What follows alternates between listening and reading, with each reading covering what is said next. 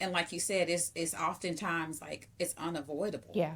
even if it shows up in a, the other parent disappointing the child or you disappointing the child, Right. which can really lead to, some really entitled children if we don't let them experience this feeling. Yeah. They don't know how to cope. Exactly. They Yeah. they they grow up to be adults that don't know how to cope. Yep. So what are some? Well, So what are I? Yeah, go ahead. we want to get into how to cope, but I want to address that point you made about parents and kids real Okay. quick, because when you said, this reminds me of something, I was just having a conversation with someone about when you said parents wanting to, um, in a sense, protect their children from disappointment. Yeah. I had to ask somebody about this when they were doing it, not for their children, but for their partner, and trying to kind of help them through things. And I said, what you may call protection is actually enabling.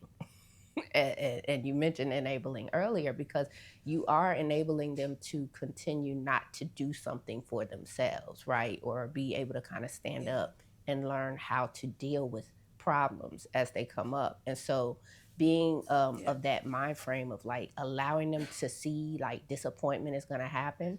And there was to be this show my kids would watch when they were little, and I liked it too. It was called Yo Gabba Gabba.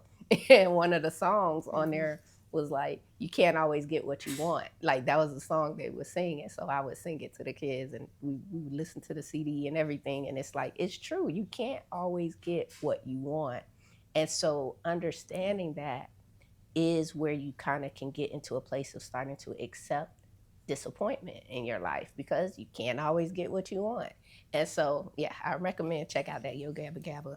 They had some bops back in the day, but let's, But yeah.